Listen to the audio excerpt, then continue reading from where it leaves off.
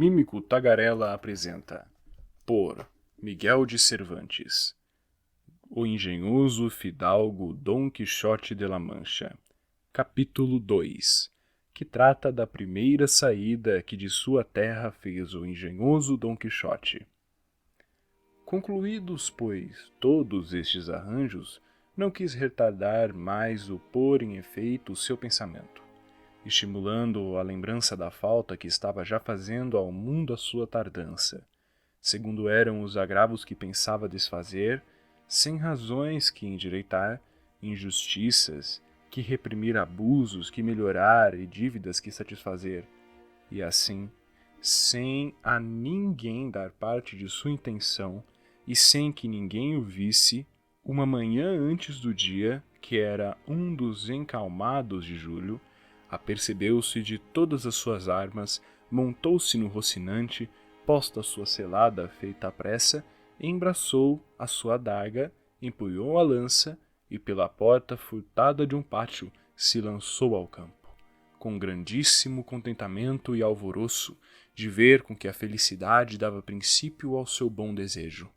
Mas apenas se viu no campo quando o assaltou um terrível pensamento, e tal que por pouco o não fez desistir da começada empresa. Lembrou-lhe não ter sido ainda armado cavalheiro, e que, segundo a lei da cavalaria, não podia nem devia tomar armas com algum cavalheiro, e ainda que as tomara, havia de levá-las brancas, como cavaleiro donzel, sem empresa no escudo, enquanto o seu esforço não a ganhasse. Esses pensamentos não deixaram de lhe abalar os propósitos, mas podendo nele mais pôr a loucura do que outra qualquer razão, assentou em que se faria armar cavaleiro por algum que topasse, a imitação de muitos que também assim o fizeram. Segundo ele tinha lido nos livros do seu uso, e quando as armas brancas limparia as suas por modo, logo que para isso tivesse lugar, que nem um arminho lhes ganhasse, com isso serenou e seguiu jornada por onde o cavalo apetecia, por acreditar que nisso consistia a melhor venida para as aventuras.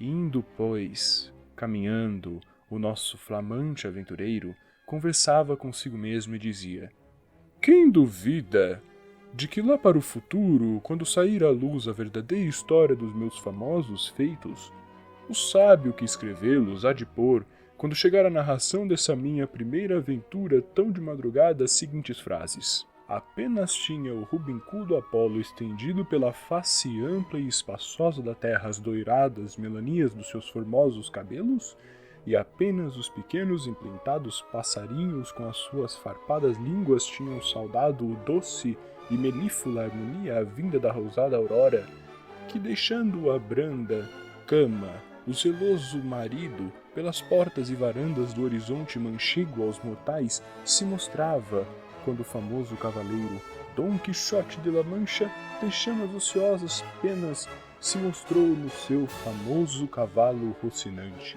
e começou a caminhar pelo antigo e conhecido campo de Montiel.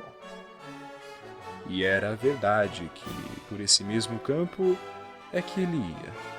Continuou dizendo: ditosa idade e século ditoso, aquele que hão de sair às luz das minhas famigeradas façanhas, dignas de gravar-se em bronze, esculpir-se em mármore, pintar-se em painéis para a lembrança de todas as idades. Ó, tu, sábio encantador, quem quer que sejas, a quem há de tocar ser o cronista dessa história, peço-te que não esqueças do meu bom Rocinante, meu eterno companheiro em todos os caminhos e carreiras. E logo passava a dizer como se verdadeiramente estivesse enamorado: ó, princesa Dulcineia, senhora deste cativo coração, muito agravo me fizestes em despedir-me e vedar-me com tão cruel rigor que aparecesse na vossa esperança. Apraza-vos, senhora, lembrai-vos deste coração tão renditante vosso, que tantas mágoas padece por amor a vós. E com estes ia tecendo outros disparastes, todos pelo teor dos que havia aprendido nos seus livros, imitando conforme podia o próprio falar deles. E com isso lhe caía tão vagaroso e o sol lhe caía tão rijo que todo lhe derretera os miolos, se algum tivera. Caminhou quase todo o dia sem lhe acontecer coisa merecedora de ser contada, com o que ele se amofinava, pois era todo o seu empenho topar logo, logo, onde provar o valor do seu forte braço. Dizem alguns autores que a sua primeira aventura foi a de Porto Lápice, outros que foi a dos moinhos de vento. Mas o que eu pude averiguar e o que achei escrito nos anais da Mancha é que ele andou todo aquele dia e ao anoitecer ele, com o seu rocim, se achava estafado e morto de fome, e que olhando para todas as partes, a ver se lhe descobria algum castelo ou alguma barraca de pastores onde se recolher e remediar sua muita necessidade, viu não longe do caminho uma estalagem, que foi como parecer-lhe uma estrela que o encaminhava, senão ao Alcáçar, e pelo menos os portais de sua redenção. Deu-se pressa em caminhar e chegou a tempo, que já a noite ia cerrando. Achavam-se acaso 2 mulheres moças à porta, dessas que chamavam de vida fácil, as quais se iam a Sevilha com uns arreios, que nessa noite aceitaram de pousar na estalagem. E, como o nosso aventureiro tudo quanto pensava, via ou imaginava lhe parecia real, e conforme ao que tinha lido, logo que viu a locanda, se representou ser um castelo com suas 4 torres e corchelos, feitos de luzente prata, sem lhe faltar sua ponte levadiça e cava profunda, e mais acessórios, que em semelhante castelo se deboucham. Foi-se chegando à pousada ou castelo, pelo que lhe representava, e a pequena distância colheu as rédeas a Rocinante, esperando que algum anão surgiria entre as ameias a dar sinal de trombeta por ter chegado o cavaleiro ao castelo.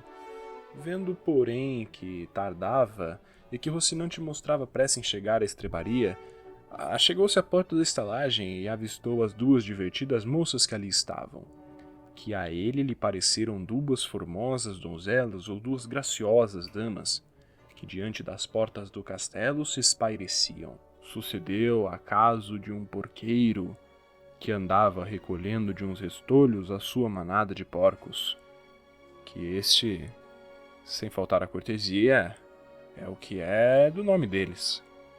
Tocou uma buzina a recolher. No mesmo instante se figurou a Dom Quixote o que desejava saber, que lá estava algum anão dando sinal da sua vinda, e assim, com estranho contentamento, chegou à estalagem e às damas.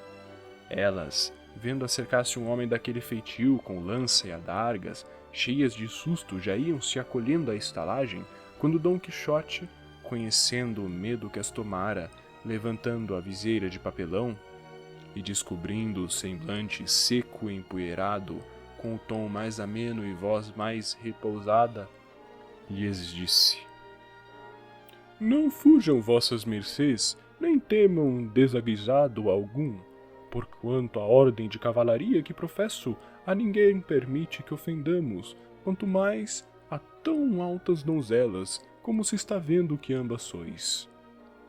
Miravam-no as moças, e andavam-lhe com os olhos procurando o rosto, que a desastrada viseira em parte lhe encobria, mas como se ouviram chamar donzelas, coisa tão alheia ao seu modo de vida, não puderam conter o riso, e foi tanto que Dom Quixote chegou a envergonhar-se e dizer-lhes: Comedimento é azul sobre o ouro da formosura, e demais o rir sem causa grave denuncia sandice. Não vos digo isto para que vos estomagueis, que a minha vontade outra não é senão vos servir. A linguagem que as tais fidalgas não entendiam e o desajeitado do nosso cavalheiro ainda acrescentavam nelas as risadas, e estas nele a zanga, e diante passara. Se a ponto não saísse o estalajadeiro, sujeito que por muito gordo era muito pacífico e gênio. Este, vendo aquela despropositada figura, com arranjos tão disparatados como eram os aparelhos, as armas, lança, adarga e corcelete, esteve para fazer coro com as donzelas nas mostras de hilaridade, mas reparando melhor naquela quantia de petrechos, teve mão em si.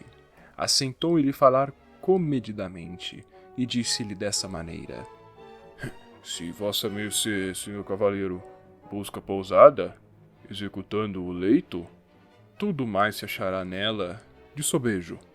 Vendo Dom Quixote a humildade do alcaide da fortaleza, que tal lhe pareceram o estalajadeiro e a estalagem, falou: Para mim, senhor castelão, qualquer coisa basta, porque minhas pompas são as armas e meu descanso o pelejar.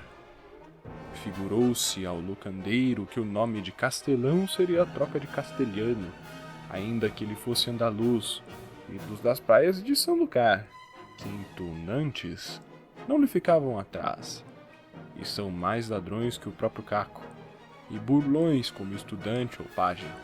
E respondeu: Segundo isso, como também reza a trova, colchões lhe serão as penas e o dormir o sempre velar. Sendo assim, pôde muito bem apear-se com a certeza de achar nessa choça a ocasião e ocasiões para não dormir em todo um ano. Quanto mais em uma noite. E dito isso, foi segurar no estribo a Dom Quixote, o qual se apeou com muita dificuldade e trabalho como homem que em todo dia nem migalha tinha provado. Disse logo ao hospedeiro que tivesse muito cuidado com aquele cavalo, porque era a melhor peça de quantas consumiam pão neste mundo. Reparou nele o estalajadeiro, nem por isso lhe pareceu tão bom como Dom Quixote lhe dizia, nem metade. Acomodou-a na cavalariça e voltou a saber o que o seu hóspede mandava. Achou-o já às boas com as donzelas que o estavam desarmando. Do peito de armas e couraça, bem o tinham elas desquistado, mas o que nunca puderam foi desencaixar-lhe a gola, nem tirar a composta selada que trazia atada com umas fitas verdes, com tão cegos nós, que só cortando-as no que ele de modo algum consentiu. E assim passou a noite com a selada posta, que era a mais extravagante e graciosa que se podia imaginar. Enquanto o estiveram desarmando, ele, que imaginava serem damas e senhoras das principais do castelo, aquelas duas safadas firmas com muito donaire lhes repetia: Nunca fora cavaleiro de damas tão bem servido, como ao vir de sua aldeia Dom Quixote o esclarecido. Donzelas tratavam dele princesas do seu rocinho. Ô Rocinante, que este é o nome do meu cavalo, senhoras minhas. E Dom Quixote de la Mancha o meu.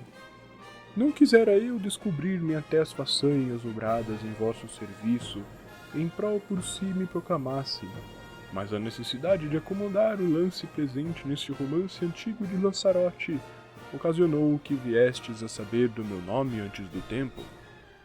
Dia, porém, virá em que vossas senhorias me intimem suas ordens e eu las cumpra, mostrando com o valor do meu braço o meu grande desejo de servir-vos. As moças, que não andavam correntes em semelhantes retóricas, não respondiam palavra. Unicamente lhe perguntaram se queria comer alguma coisa. Da melhor vontade, e seja o que for, respondeu Dom Quixote, porque segundo entendo, bom prol me faria. Quis logo a mofina, que fosse aquele dia uma sexta-feira, não havendo na locanda senão os maspostas de um pescado, que em Castela se chamam de abadejo, e em Andaluzia bacalhau, noutras partes curadijo, e noutras truculeta. Perguntaram-lhe se porventura comeria sua mercê truculeta, atendendo a não haver por então outro peixe para comer. Muitas truculetas, respondeu Dom Quixote, que são diminutivos, somarão uma truta. Tanto me vale que me deem 8 reais pregados, como que em miúdos, e quem sabe, as tais truculetas não serão como a vitela, que é melhor do que a vaca, como o cabrito, que é mais saboroso que o bode? Seja, porém, o que for, Venha logo que o trabalho e o peso das armas não se pode levar sem o governo das tripas.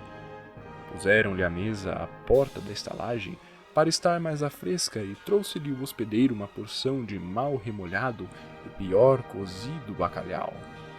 E um pão tão negro e de tão má cara como as armas de Dom Quixote. Pratinho para boa risota era vê-lo comer, porque, como tinha posta selada e a viseira alçada, não podia meter nada para a boca com suas próprias mãos. E por isso uma daquelas senhoras o ajudava em tal serviço.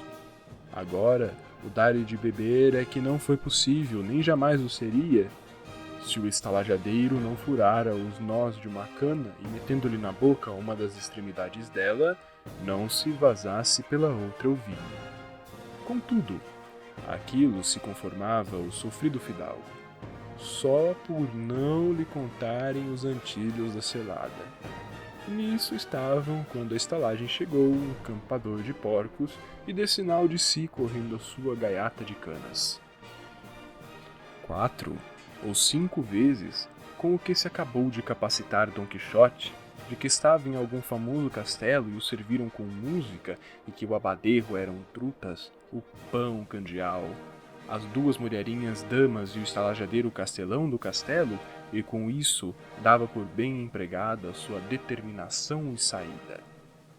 O que, porém, sobretudo o desassossegava era não se ver ainda armado cavalheiro, por lhe parecer que antes disso não lhe era dado entrar legitimamente em aventura alguma. O Mímico Tagarela conta com a sua ajuda. Se inscreva, ative o sininho das notificações, deixe o seu like e comenta aí embaixo algum conto interessante que você acha que seria bacana de ser narrado aqui no canal. A gente sempre tá lendo, porque aqui até a mobília tem opinião.